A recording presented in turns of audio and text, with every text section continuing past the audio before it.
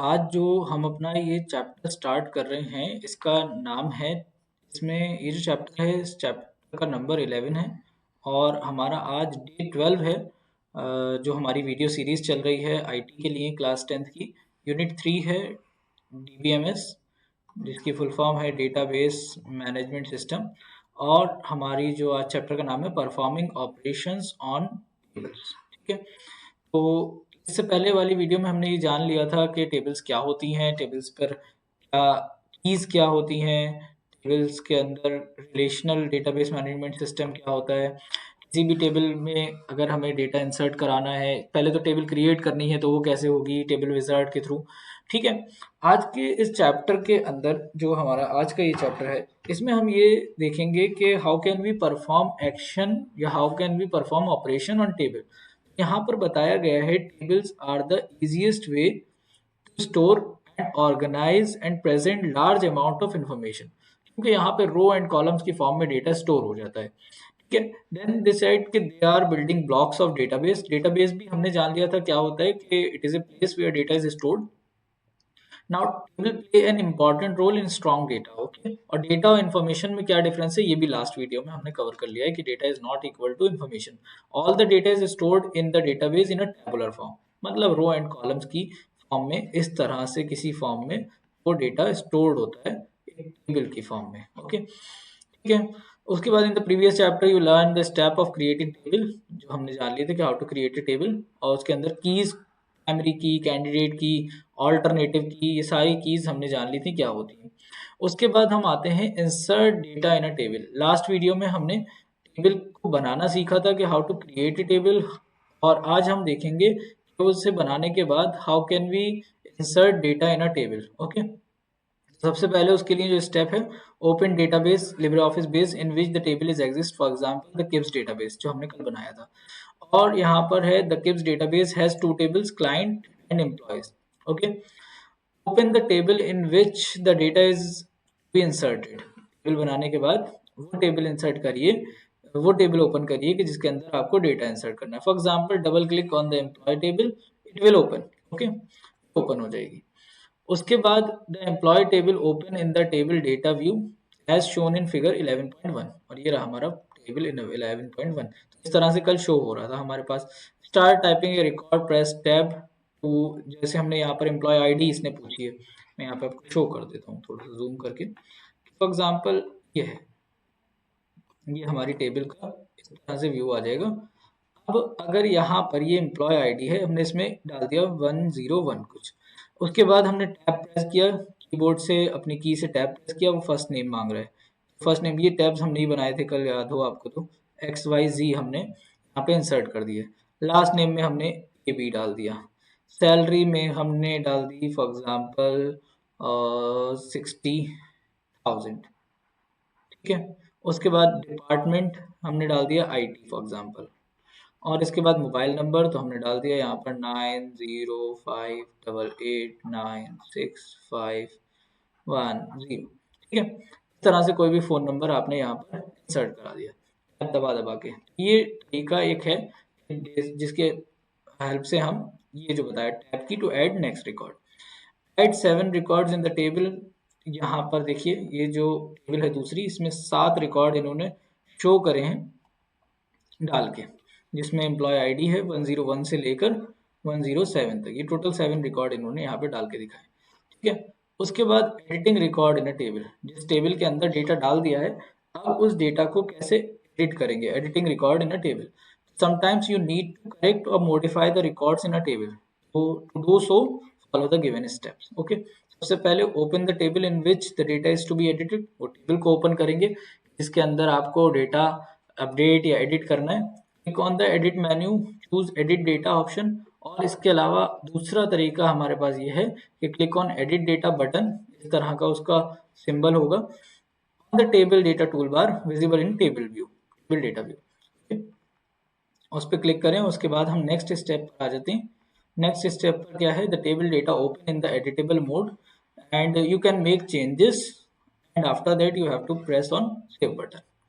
तो हम चेंजेस करने के बाद देखिए यहाँ पर इन्होंने चेंज करा। पहले इस टेबल के अंदर जो यहाँ पर टेबल थी अनु नाम था, अनु जैन, और इसके बाद इन्होंने यहाँ पे नाम कर दिया अनुष्का जैन। उसके बाद हम देखना है how to delete data from table. उस टेबल के अंदर कोई बाय मिस्टेक रॉन्ग एंट्री हो गई है या वो एंट्री अब हमें नहीं रिक्वायरमेंट है, हम कैसे करेंगे? सेलेक्ट वन और मोर एडजेसेंट रिकॉर्ड। रिकॉर्ड यानी उस टेबल की जो रोज हैं, होल्ड एंड शिफ्ट के साथ आप होल्ड डाउन द शिफ्ट की, मतलब शिफ्ट की को आप प्रेस कर रहिए और उसके बाद एक एक करके सारे सेलेक्ट कर लीजिए। फिर उसके बाद एडिट पे क्लिक करिए, एडिट मेन्यू में जाइए, चूज डिलीट रिकॉर्ड ऑप्शन, और उसके अलावा आपके पास ऑप्शन ये है कि राइट क्लिक करिए वहीं पर ही, चूज डिलीट रो। तो इस तरह से भी डायरेक्टली आप डिलीट कर सकते हैं। Storing data in a table, तो it is more convenient to work with the stored data instead of tangled data. Okay, the storing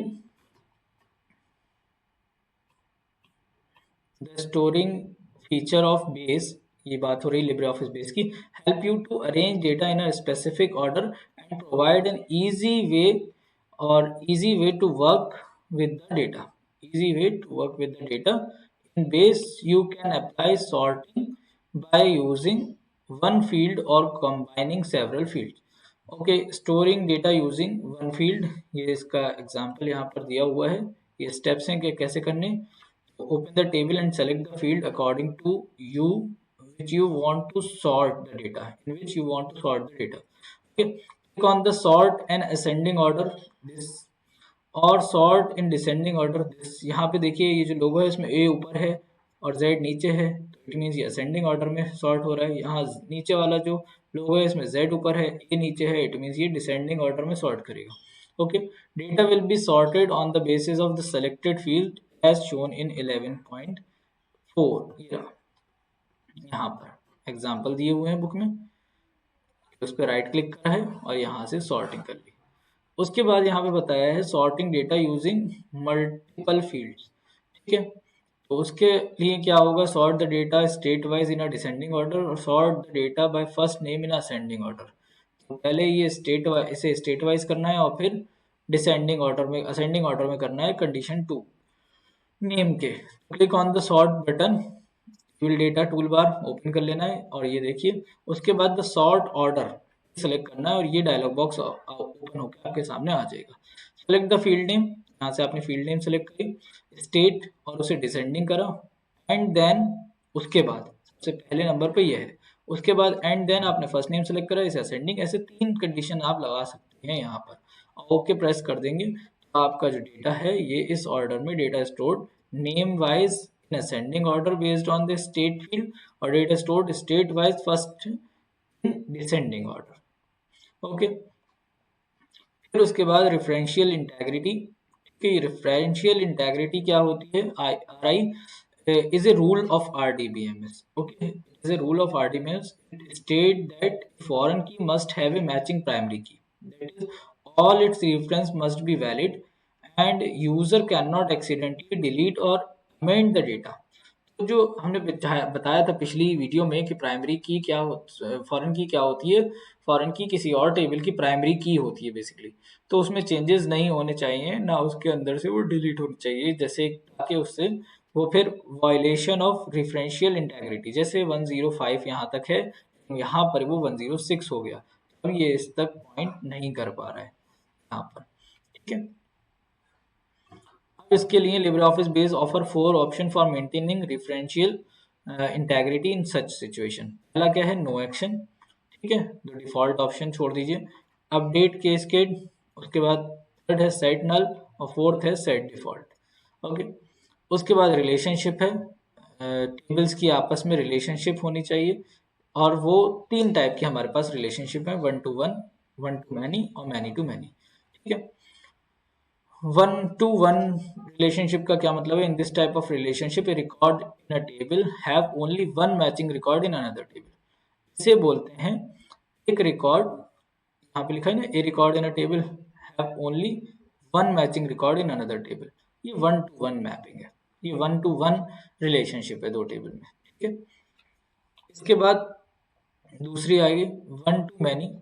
it means in this type of relationship table record of table A is associated with the several matching record of table B. however the record from table B is associated with the only one record of table A. Example, ये रहा example, देखिए यहाँ पे student table है और यहाँ पे project table है।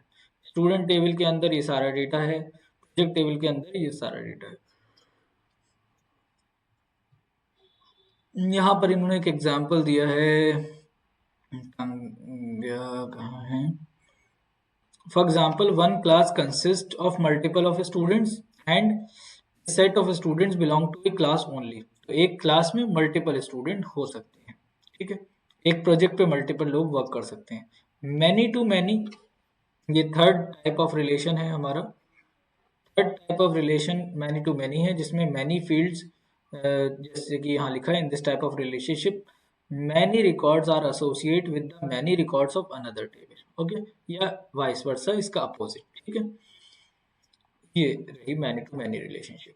देखिए यहाँ पे दो टेबल्स हैं, स्टूडेंट टेबल है, कोर्स टेबल है, और यहाँ पर एक student table, student course table नहीं बनी है, जिसमें स्टूडेंट आईडी और कोर्स आईडी उठाकर इन्होंने एक ज्वाइन कर दी टेबल, ओके। इसके बाद देखिए कि क्रिएटिंग रिलेशनशिप, कैसे रिलेशनशिप क्रिएट करें टेबल्स के बीच में।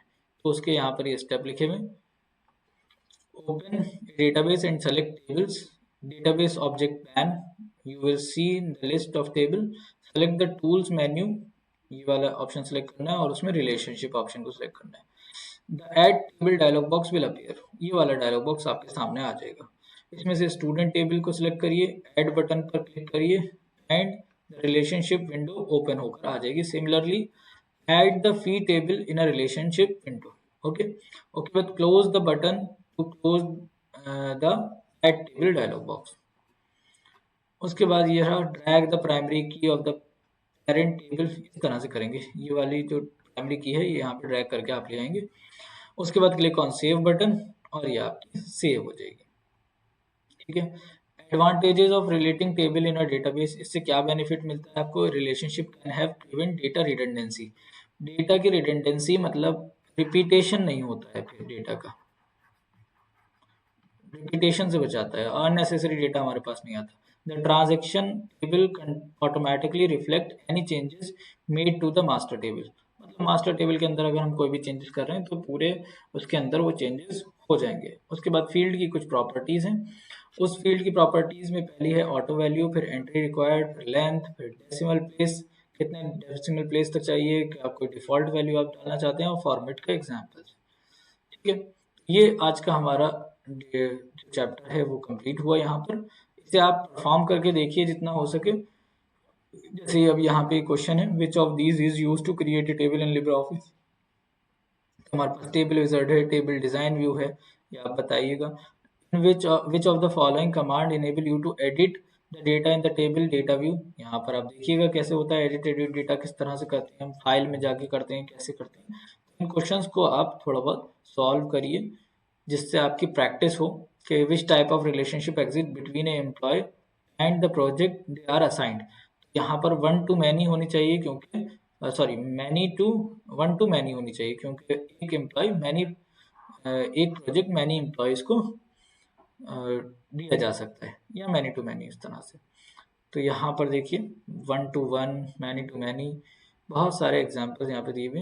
What is the use of table in a database, तो डेटा को स्टोर करने के लिए यूज होती है। How can you sort record of a table in descending order, तो ये ऊपर आया था।